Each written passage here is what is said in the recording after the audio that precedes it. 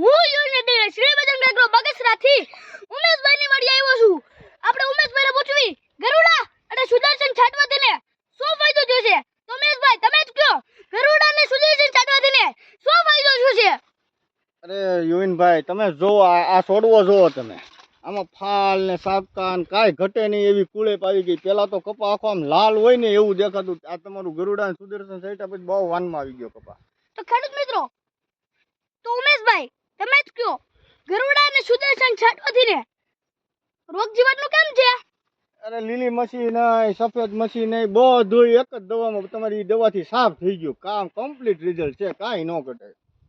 હા તો ખેડૂત મિત્રો, તમે પણ બે કપાસ જોવો, ગરુડા અને સુદર્શન છાટવાથી આ કપાસ કેવો થઈ ગયો છે જોવો તમે.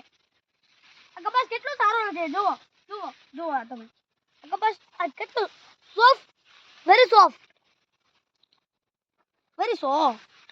આ જોવો તમે, આ જોવો, આ બધું જોવો તમે, આ જોવો, આ કેવું થઈ ગયું બધું, કેટલું સારું છે જોવો છે ને.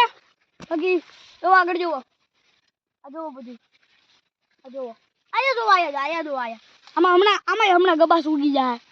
જો તો ખેડૂત મિત્રો, તમે પણ બી શ્રી બજરંગ એગ્રોમાં પધારો, શ્રી બજરંગ એગ્રો બગીચામાં પધારો અને ગરુડા અને સુદર્શન લઈ જાઓ અને તમારા પણ બી કપાસને એક નંબર બનાવો. તો ખેડૂત મિત્રો, તમે પણ બી લાઈક સબસ્ક્રાઇબ કરજો. જો તમને વિડિયો સારો લાગ્યો હોય તો તો તમે શેર કરજો, લાઈક કરજો અને સબસ્ક્રાઇબ કરજો. તમારો બહુ બહુ આભાર.